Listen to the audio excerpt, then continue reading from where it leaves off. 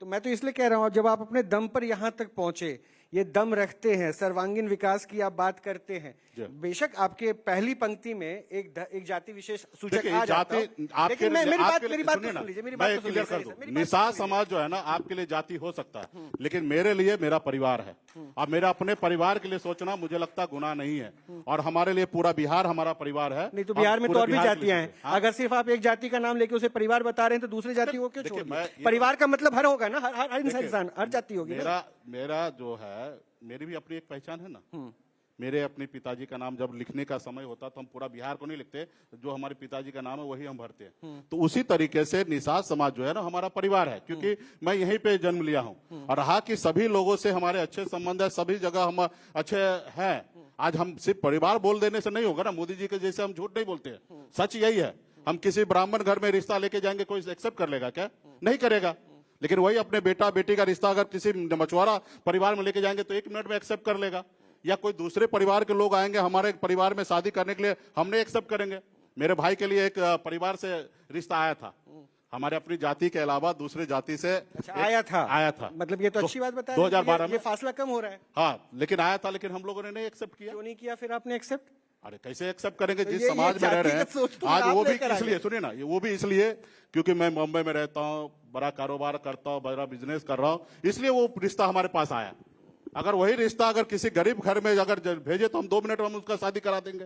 वो पैसा वाला देखकर, बड़ा आदमी देखकर शादी के लिए रिश्ता वो बात कर रहे थे। तो हमारा अगर हम डेवलप हुए हैं तो हम दूसरे के लिए थोड़े डेवलप हुए हैं।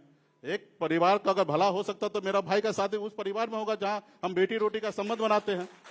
बहुत अच्छी बात है। बस आखिरी एक बार फिर से सवाल छोटा सा फिर से दोहराऊंगा, क्योंकि लोग ये जानना चाह रहे हैं, 60 फिक्स है?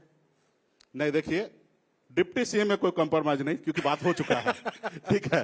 और रहा कि सीट में, तो छोटे भाई को मुख्यमंत्री बनाने के लिए जितना हो सकता, संभव हो सकता है। 25 तो नहीं ना, 25 से, क्योंकि 25 पे आप साथ छोड़ देते हैं, इसलिए मैं पूछ रहा हूं। नंबर आप नहीं लीजिए, नंबर गठबंधन के प्लेटफॉर्म पे तय हो जाएगा और आपके बीच में जल्दी आके बता देंगे। सीट डिप्टी सीएम में कोई कंप्रोमाइज नहीं है।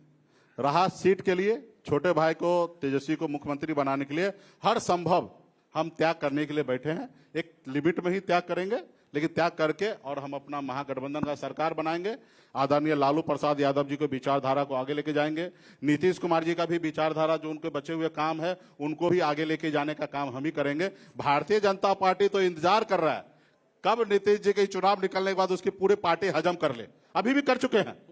नीतीश जी के पार्टी में अगर आप देखिएगा, सच्चाई अगर एक्सेप्ट करते हैं तो पूरे आपके बिहार के जनता भी ये बात मानेंगे कि नीतीश जी के भी पार्टी में लेफ्ट राइट जितने भी लोग हैं वो नीतीश जी के विचारधारा वाले लोग नहीं हैं, और वो लोग सिर्फ नीतीश जी का देख रहे हैं कि कब तबियत और ज्यादा बिगड़े और पूरा भारतीय जनता पार्टी में वो पार्टी विलय हो जाएंगी। इस बार भी देखिएगा, भले नीतीश कुमार जी 100 सीट लड़े, 105 लड़े या 95 लड़े, नंबर जो भी हो, उसमें मैक्सिमम जो होगा वो बीजेपी का स्पाइस होगा।